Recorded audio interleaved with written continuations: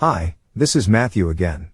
Today, I wanted to review how the number of gay, lesbian, and bisexual members of Congress has grown over the last few years. This growth reflects how this lifestyle has been more accepted in our society despite the views of many religions. The Christian Bible certainly talks about this lifestyle being against its teachings. This is also true of the Muslim religion. Despite the negative views held by these two religious groups, we had 13 voting members of the 118th Congress openly identify as lesbian, gay, or bisexual, the highest number in history. While small, the number of lesbian, gay, and bisexual lawmakers in Congress has steadily increased over the last decade. 2 senators and 11 members of the House of Representatives identify as lesbian, gay, or bisexual, according to a Pew Research Center analysis of lawmakers' official biographies, campaign websites, and news reports. The previous Congress included a total of 11 lesbian, gay, and bisexual lawmakers.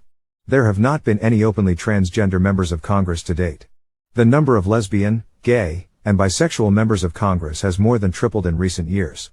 In the 112th Congress of 2011-13, just 4 members, all representatives, identified as gay or lesbian and none as bisexual, according to data from the Victory Fund, a political action committee that works to elect LGBTQ politicians. In the current Senate, Democrat Tammy Baldwin of Wisconsin became the first openly lesbian, gay, or bisexual person to serve in the chamber when she was elected in 2012, and Kyrsten Sinema, an independent from Arizona, is the first openly bisexual person to serve in either chamber. In the House, all but one of the 11 openly gay or lesbian representatives are Democrats. The exception is Republican George Santos of New York, who in the 2022 midterm cycle became the first openly gay, non-incumbent Republican to win a congressional election. Since then, however, Santos has been expelled from Congress due to some lies that he told during the election process. 7 of the 11 openly gay or lesbian representatives in the House are returning members of Congress. The 4 newly elected members include Santos Robert Garcia, D. California, the first openly gay immigrant elected to Congress, Democrat Eric Sorensen, the first out gay congressperson to represent Illinois, and Democrat Becca Balint, the first woman and first openly lesbian, gay or bisexual person to represent Vermont.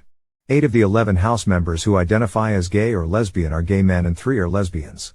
Despite the steady increase in lesbian, gay and bisexual representation on Capitol Hill, this group remains underrepresented compared with the U.S. population as a whole. The 13 lesbian, gay and bisexual members of Congress account for about 2% of the 534 voting lawmakers as of January 3, 2023. Lesbian, gay and bisexual Americans make up 6.5% of the adult population overall, according to a 2021 Gallup survey. The record congressional diversity in sexual orientation comes alongside several other milestones in LGBTQ political leadership in the United States. In the November midterm elections, Maura Healey of Massachusetts and Tina Kotek of Oregon became the first openly lesbian governors in U.S. history. And several state legislatures now include transgender or non-binary lawmakers for the first time, including New Hampshire, which became the first state in the country to elect a transgender man to its state legislature. Many ask why we would examine the growth in gay, lesbian and bisexual members of Congress. The growth is an indication of how this lifestyle has been accepted as normal in today's society. This is a reflection of how sin has been accepted as being okay, while the idea of only 2 sexes is no longer thought of as normal. We now have identified over 100 different sexes, and the idea that marriage is no longer only between a man and a woman. Never in my wildest dreams did I ever think that I would see the perversion that is now being pushed as normal.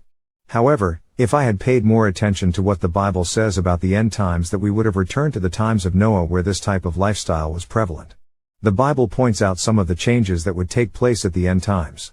Jesus speaking to his disciples as recorded in Luke 17:22, "The days will come when you will long to see one of the days of the Son of Man, and you will not see it. And they will say to you, look there. Look here. Do not go away, and do not run after them. For just like the lightning, when it flashes out of one part of the sky, shines to the other part of the sky, so will the Son of Man be in his day. But first he must suffer many things and be rejected by this generation. And just as it was in the days of Noah, so it will be also in the days of the Son of Man. They were eating, they were drinking, they were marrying, they were being given in marriage, until the day that Noah entered the ark, and the flood came and destroyed them all." So the question we all should ask is, what was it like during the days of Noah? Certainly, one thing that was going on before Noah was instructed to build the ark was the Nephilim were on the earth, and the sons of God came into the daughters of men and bore them children. God saw all this and was ready to blot out man from the face of the earth. However, Noah found favor in the eyes of God. Instead of destroying all men, God decided to save Noah and his family to start humankind all over. Can you imagine the evil that existed at the time of Noah? This is how it will be before Jesus returns to rescue us. Much like God's rescue of Noah as told in Genesis, Jesus will come and rescue us by rapturing the church. This event is foretold in Matthew 24:40. Jesus returns to rescue his church, the believers. We are told that we will not suffer God's wrath, as Jesus was punished for all who believe in him. Those who remain after the rapture will suffer through the tribulations outlined in Revelation. I can't imagine how bad it will get before the rapture comes, but we need to be prepared to suffer much like Noah as during the time he built the ark. I can't imagine all the ridicule that he suffered during the 100 years or so that it took him and his family to build the ark. However, I am sure much like Noah, we will have opportunities to tell others about God's plan for the world and how we can be saved. For those who want to get training on how to become the light on the hill during the coming years, Nehemiah Reset will be putting together some resources that you can use to hold studies with non-believers. This material should be available on the Nehemiah Reset website in the coming months. In the meantime, you can watch more videos like this one on today's cultural issues by going to the Nehemiah Reset website at nehemiahreset.org or to our rumble.com channel. Stand strong and keep the faith. Things will be changing rapidly. Start preparing by leading others to Christ.